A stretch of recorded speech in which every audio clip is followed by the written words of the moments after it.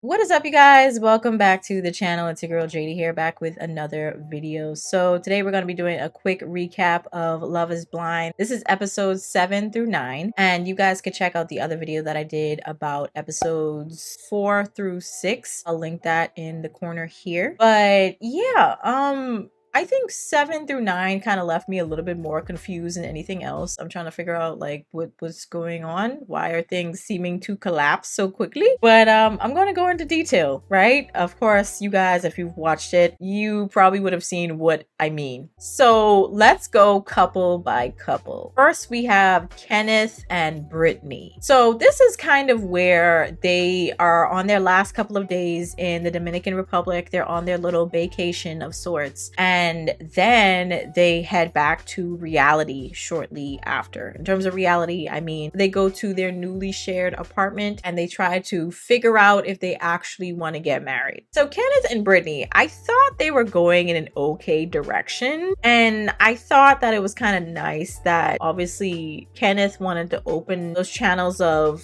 I guess, communication between them and make sure that every night they kind of told each other what they were thinking. But as soon as they left the Dominican Republic, like, things started getting weird. He got his phone back and they're trying to adjust to life now, living with each other, and he's just on his phone the entire time that she's trying to unpack and settle them into their apartment. She's asking him things like, do you prefer left or right when it comes to the dresser? This man literally the entire time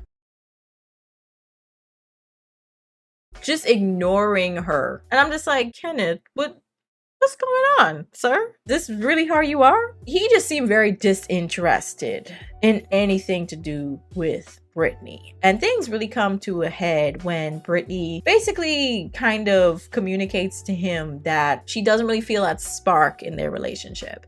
And he says that, I'm not going to really force things because whenever I try to kiss you, you kind of pull away. You don't really seem interested in that type of intimacy. And I'm just like, I think there's other ways to have intimacy with someone without kissing them or having sex. I think there are other ways, right? One major thing that I think was causing a huge problem with them and not having that spark was the fact that they don't really communicate now. It seems like things just switched after they came from the vacation. It seemed like he wanted to have communication on vacation, but then when they came back, he all of a sudden just wasn't talking to her. So it was really weird. Out of nowhere, without even fighting for the relationship, after she brings up that the spark is missing, he just says, well, you know, like, this is just not gonna work. It is what it is, you know, but I have no ill feelings. Give me a hug. Wait, what? Like, how did we escalate to this point? You said on the vacation, on the trip, that you want her to communicate to her what she's thinking and how she's feeling about y'all. That's what you said. So when she communicates to you that there is a problem and she feels a disconnect with you, but she wants to have a connection, you say it's not gonna work. This man literally just says, you know, peace out. Leaves her crying on the couch downstairs as he goes upstairs, calls some family member of his to come pick him up. But I was like, wait, what? So I honestly think he gave up super easily and just latched on to that reason that she gave as a means to get out of this relationship. I think this man just wanted a vacation. I honestly think he just wanted a vacation to the Dominican Republic and that was it. I don't think this man ever really liked Britney. I think he had a connection with her in the pods. And then after that, after he saw her in person, he wasn't interested. I personally think she's attractive. I think she's pretty. But I'm trying to figure out like what was happening with Kenneth. I think the physical played into it in some ways. I don't think he didn't know she was white. I think he probably kind of figured that out from her voice. But I'm just going to be honest. I really think Kenneth was not interested in Britney from the beginning. For the moment he saw her, he was not interested. Y'all could let me know if y'all feel otherwise, but I don't think he was ever interested in Britney after seeing her. He was already in his mind waiting for a reason to walk out of that relationship. But y'all let me know. Let me know how you feel. It was just such a bizarre interaction. She's crying and this man is on his phone.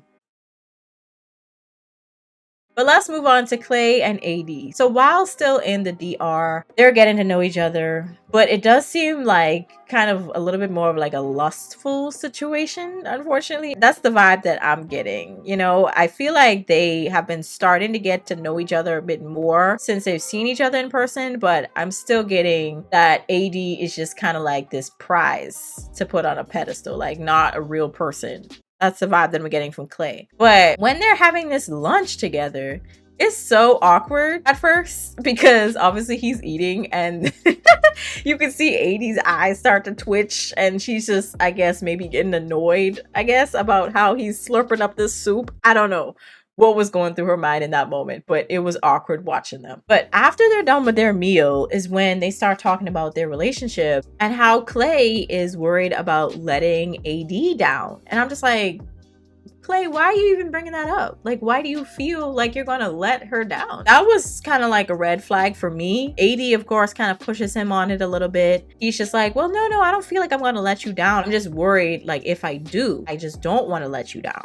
But it's just kind of like, that sounds kind of weird. So I think that definitely kind of made things a little shaky for AD. But when they went back to North Carolina, you could see that Clay has his ish together, sort of. He has a business. He has his own house that he owns. It seems well taken care of. But the main thing that I think that they're probably going to have issues with, that I started to see become a major problem, was the fact that they have very conflicting time schedules. So when she's free, he isn't. When he's free, she isn't. Because they have conflicting schedules, they never really get time to spend with each other. So AD kind of brings that up as an issue in their relationship when she goes to meet up with Clay's mother and sister for the first time. They seem to like her, of course, but the mom seems more interested in figuring out how they're going to work through their issues. Now, unfortunately, Clay, his mom and father had divorced, but they were together for at least 2 decades, I think she said. So that's a pretty long time. She said that, you really have to make the time. You really have to. Because Clay owns his own business, he has to obviously be very, very flexible with his time and being able to deliver on things. And AD, she is both a real estate agent and also a nightclub manager or something like that. And because of that, she works at night. He doesn't. He works in the day. But I agree with the mom. I think if you are going to make something work, if you're going to make a marriage work, you have to make the time. If you're not willing to, please leave the chat. Save her the trouble. So I agree with Clay's mom. Let's move on to Jeremy and Laura. Things were definitely awkward because Jeremy decided to leave after that whole situation with AD and Clay, and basically him telling Clay about the joke that Laura had made to him in private. Okay, he decides to bring it up during the conversation that he had with Clay and made things very awkward. But it looks as though he finally apologizes to Laura because this man just shuts down. Instead of just having a conversation with her about what just happened, he just decides to walk away. Red flag. Red flag. Like, as soon as you have any hiccup at all in the relationship, she just wanted to talk, man. She just wanted to talk, and you just decide to walk away, talking about you want to go home.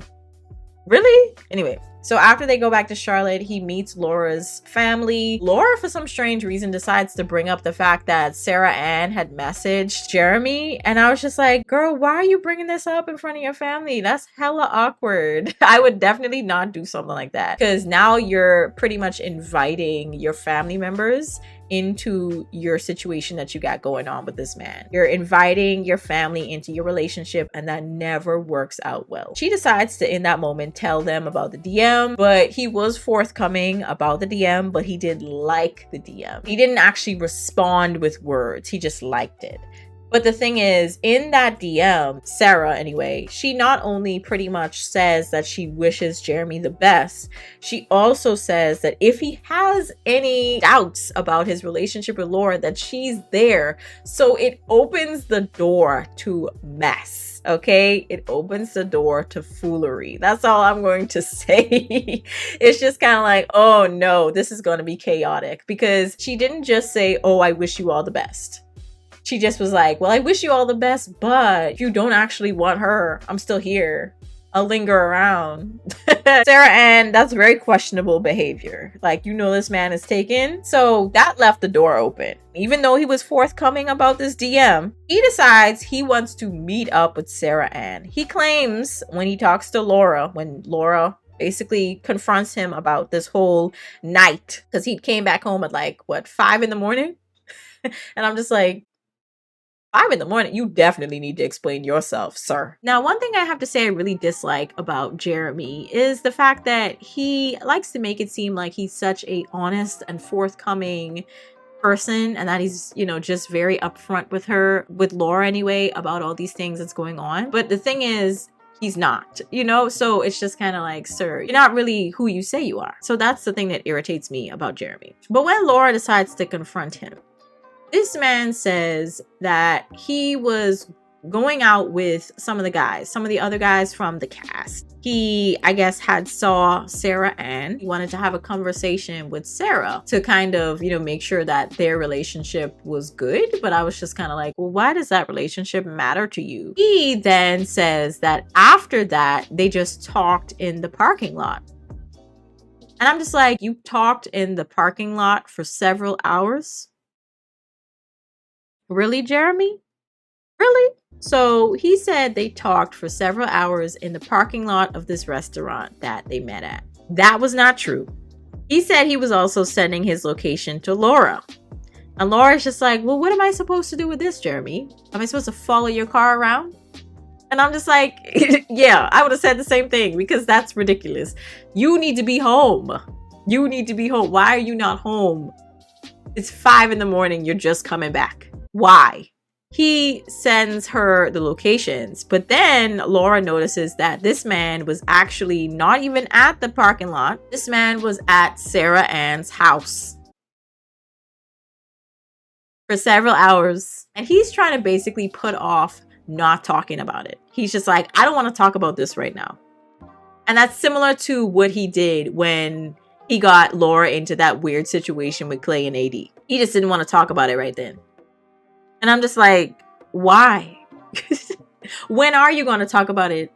So he seems to have a very avoidant personality that's really annoying. And Laura seems to be a person who's okay with confrontation, as long as she figures out what is going on. Like, she has no problems confronting you about things right then and there. So they have very differing personalities. In some cases, differing personalities work. But in this case, you can't be a liar and then avoid talking about what you lied about. So that's the situation that Jeremy and Laura end off at. And I don't know what's going to happen. I'm just going to be real. I am trying to figure out how they're going to get past him just, you know, chilling with another woman. Like, I'm trying to give him grace because it's a show and, you know, it's only over a couple of weeks. And just a little while before that, he was talking to another person. I try to give them grace, but after a little bit, I can't really. I just gotta be real. So let's move on to Johnny and Amy. So they seem to still be kicking things off and doing pretty well, getting to know each other. But when they do come back to Charlotte, she gets to meet Johnny's family. They seem really happy for him. But the only thing is, it's like, I'm really wondering, because Amy, she kept saying, you know, I feel like I'm growing deeper in love with you every day. But I'm like, how though? Maybe there's a lot of off-screen stuff, but I don't really feel that deep connection between them. Y'all let me know. Maybe I'm just weird, but I just don't really feel that. They haven't really had any major issues to deal with just yet. They only really talked about the whole birth control thing and her not having kids right then. They want to wait. But besides that, I mean, I haven't really seen them talk about anything super serious or maybe butt heads on anything like these other couples have. So we'll see. We'll see. Lastly, let's talk about Jimmy and Chelsea. Speaking of another couple that have been really butting heads. In the last video, I talked about how Jimmy decides to go over to AD and talk to her. And this comes after he'd made mention about her looking really good and having some nice assets. Yeah, Chelsea is just left at the bar by herself. Pretty much the whole night, this man does not really talk to her. Like, I think he was trying to avoid Chelsea, if I'm going to be honest. And one thing that I did not mention in that video is his reaction to seeing her, because I remember in the pod she said that she looked like Megan Fox, which in the eyes she kind of does. But I think he was expecting like kind of like a model-esque look all around because she said she looked like Megan Fox. So I think he was kind of disappointed when she didn't really look like that in terms of, you know, other aspects. Let's just say that. But you could tell in all honesty that Jimmy was a little disappointed when he saw her, but he was trying not to really show it. But regardless, back to the whole AD and Jimmy situation with Chelsea. Chelsea approaches and confronts him about it, and he's just like, well, I love you, and I feel like you're just not acknowledging that I love you. And it's just kind of like, Jimmy, it's not about you loving a person. Like, he's trying to basically overlook the fact that he was complimenting this other woman, going to talk to this other woman, and leaves Chelsea alone because he wants to talk to this other woman. Anyways, they seem to make up, but when they go to Charlotte, ciao, things get interesting really quickly. I guess Jimmy is a workaholic in some ways, and I can see that he doesn't really like Chelsea like that. I'm just going to be real, because he kept nitpicking at a lot of things. One thing I do want to mention is after apparently they had sex and all, this man decides to call her clingy. Do I think he has a little bit of a point? Yes, but I would not have said it like that. She gets very emotional afterwards again, but he decides to leave the apartment and then come back the next day. They make up, but it's just like, I mean, let's be real, this is not gonna work. He was having issues with her roommate too, talking about how she's just way too much for him. You can never see him living with Chelsea and that roommate. And I'm just like, I mean, I kind of agree with you. I wouldn't want to live with a roommate either, along with my spouse. That'd be weird. But at the same time, it's just like, I mean, all she did was say hi and give you guys a congratulations balloon with some champagne. But anyways, with Jimmy, he's a little strange. But in these next couple of episodes, it's going to be really interesting seeing how Chelsea deals with some insecurities that I think she's now having when it comes to Jimmy, because Jimmy had seen some pictures of Jessica, who was the other girl that he decided to turn down for Chelsea, and he claims that he was 100% sure about his decision. Yeah, he sees a picture of Jessica, and Jessica looks a lot like, according to Chelsea, she looks a lot like his exes. And she's gorgeous, according to Chelsea. Now, I do think she is pretty, but what I find funny is that Jimmy says she looks like a Kardashian. And I was like, yeah, sure, Jimmy.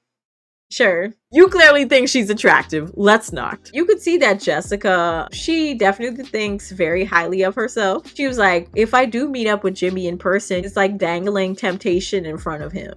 And I'm just like, oh my gosh, girl. But I do think she is pretty. I think she knows for a fact that she is attractive. I just don't think Jimmy knows what he wants, and I don't think he's interested in getting married either. But in the very end of, I think it was episode 9, it looks as though Chelsea's having an argument with Jimmy. Jessica and Jimmy, I think, do meet up at some point, but in the future episodes. So y'all let me know your thoughts down in the comments. I think Jimmy is definitely the person to smash, but is Jessica the person to let him smash? That's the question. But y'all let me know your thoughts on all this down in the comments. I'll be coming with another video for the next couple of episodes. I think they come out every Wednesday, so I am a little behind with posting, but I will catch up eventually. But let me know your thoughts in the comments. I'll catch you all in the next one. Peace.